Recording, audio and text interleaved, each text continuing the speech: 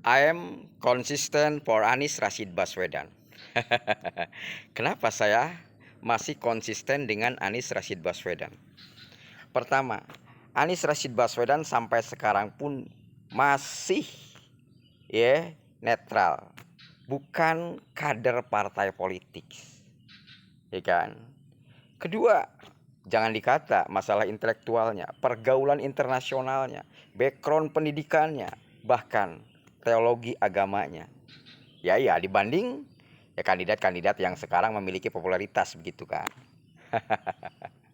Nah, sekarang muncul ya kan sosok dari kader partai politik, yaitu KDM, kita sebut saja namanya.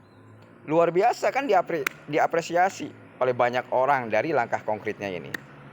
Tapi ketika kita lihat dari afiliasi partai politiknya, dari afiliasi politiknya yaitu ke Mulyono muaranya. Ya bahkan memuja-muja Mas Gibran. Itu kan paradok menurut saya. Ya kan? Karena saya juga pernah baca dari salah satu komentar, ada yang bingung katanya kepada KDM ini.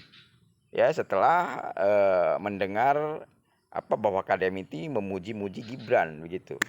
Berarti apa? Berarti pendukung KDM juga ya kan telah tereduksi gitu kan ketika KDM afiliasinya ke Gibran atau Mulyono. Ya. Nah, saya konsisten dengan Anies Rashid Baswedan itu seperti itu. Jujur tidak ada banding deh. Ya kan? Sudah terlanjur punya elektabilitas di akar rumput.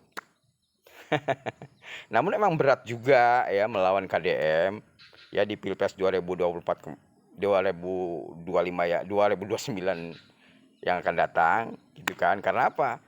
Karena KDM ini punya punya elektabilitas yang bagus juga di Jawa Barat, khususnya atas gebrakan ataupun langkah konkret yang dia lakukan saat ini. Kan karena apa? Karena mohon maaf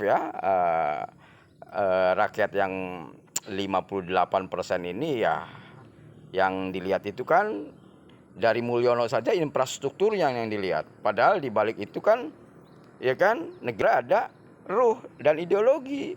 Bukan hanya infrastruktur saja yang kita lihat dari negara ini. Negara juga punya ruh dan ideologi, itu yang paling fundamental. Nah, rakyat yang 58 mohon maaf yang dilihatnya dari wilayah yang realnya seperti itu. Bukan ruhnya dari negara itu. KDM pun dari langkah konkretnya.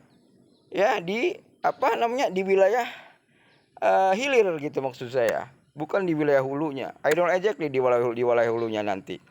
Jika memang terpilih menjadi presiden, apakah mampu bergaining setidaknya dengan oligarki? Terkait konsesi ini terutama.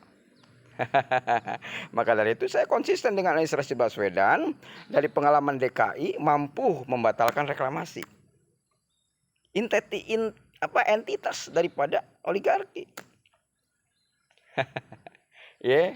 Tapi kita juga tidak tidak apresiasi 100% membabi buta, tidak. Tetap saya kritis.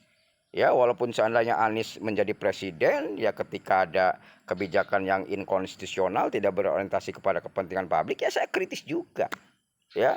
Seperti itu prinsip saya. Tetap kritis, tidak ada istilah taklik buta. Jujur saya sama Anies Rashid Baswedan tidak taklik buta sama sekali. Bahkan saya tidak menyebut abah, tidak saya. Tidak seperti KDM, Bapak Aing. Saya tidak, jujur.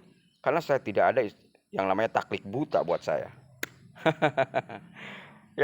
Saya ada yang banyak yang menuduh terafiliasi organisasi HTI, FPI. Tidak, sama sekali. Saya bukan dari anggota atau member dari organisasi tersebut. Hanya saja saya melihat Habib Rizik juga itu karena amar ma'ruf nahi munkharnya saja. Berarti atas dasar apa saya? Atas dasar kebenaran, bro. Begitu. Nah, konsisten saya kepada Anies Rashid Baswedan itu seperti itu. Karena Anies Rashid Baswedan bukan kader partai politik, konsisten menjadi antitesa kekuasaan dalam satu dasawarsa Mulyono yang lalu. ya kan?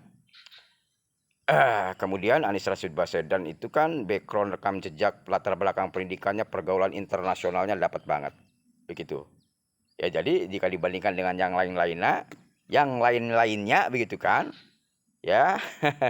Dalam penilaian saya Anies Rashid Baswedan is the best. Maka dari itu I am consistent for Anies Rashid Baswedan. Terima kasih. Wassalamualaikum warahmatullahi wabarakatuh.